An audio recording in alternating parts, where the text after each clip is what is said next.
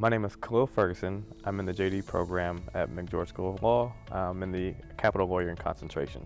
My hometown is a small city called Richmond, California, right by the bay. After taking a break from undergrad, in between undergrad and now, I studied economics at poli-sci, so really trying to figure out what I wanted to get into.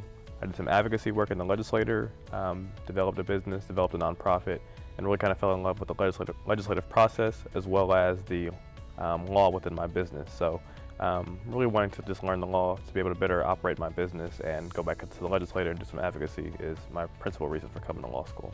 So I have the nonprofit, the Inaugural Alliance, which is here in Sacramento. We're working on a micro business and a dispensary in Long Beach, and we're working on some other ventures in my home city of Richmond and the surrounding county area of unincorporated Richmond as well. The Inaugural Alliance is a nonprofit organization here in Sacramento. It's really geared for social equity advocates and really built by social equity advocates. The purpose of the Inaugural Alliance is to really restore the lives ruined by the war on drugs. So entrepreneurs who want to get into the cannabis industry, develop their business, have legal expertise provided, business development, expungement services is also something that we provide, and probably my most favorite program under the Inaugural Alliance. Just meeting the clients and helping them restore their lives that were taken from being convicted or having a conviction on the record from the war on drugs, and then helping them get gainful employment in Sacramento, but also in the cannabis industry if they like. Right now, just with the Black Law Student Association, as a 1L, I think I have enough on my plate as is with the businesses and extracurriculars, but still tied to Sac State, and still I'm president for the Black Alumni chapter, and it just kind of just makes sense to connect the Black Alumni chapter and the resources we have and the influence we have for Black students at Sac State, and combine that with BOLSA and have a pipeline of sorts to get more Black students here at McGeorge, but also introduce them to the environment should they want to go elsewhere for law school or pursue other career fields. Just being in Sacramento, I've been in Sacramento for about 10 years now. I really didn't want to leave. I've been involved in a legislature for about 5-6 years, been an activist in Sacramento. Some of the professors actually were on the front lines with us. If not, they were the legal observers to help us, that helped us during the protest. Some of the professors have been involved in the suit we filed against Sac PD, the sheriff, and the county of Sacramento when they illegally detained us. So I felt home, and I already have a sense of community coming here, and I still feel that while I'm here. So it really made sense to just be at home and study the law and not uproot myself and go somewhere else. Yes, absolutely I would. I love the way the professors teach. I love the synergy. I've been synthesizing a rule. Apparently they think it's coincidence, but I believe there's too many smart people here for it to be coincidence, that the classes just align naturally. So you'll be learning about a legal term or a concept in one class, and you'll learn one other part of that legal concept in another class, and they're like, no, it's not related, it was by coincidence. I'm like, there's no way that we have multiple occurrences of being able to understand our approach and how the law operates in that respect, whichever that legal concept may be. And it happens frequently, and we're seeing this in the second semester as well. So it's very conducive to me to a good learning environment. Business law, but also because cannabis is an emerging market, so being able to serve the cannabis market as a business attorney, corporate attorney, whether it's litigation or transaction, but also to really better myself and understand the law for my business, as I have a number of them.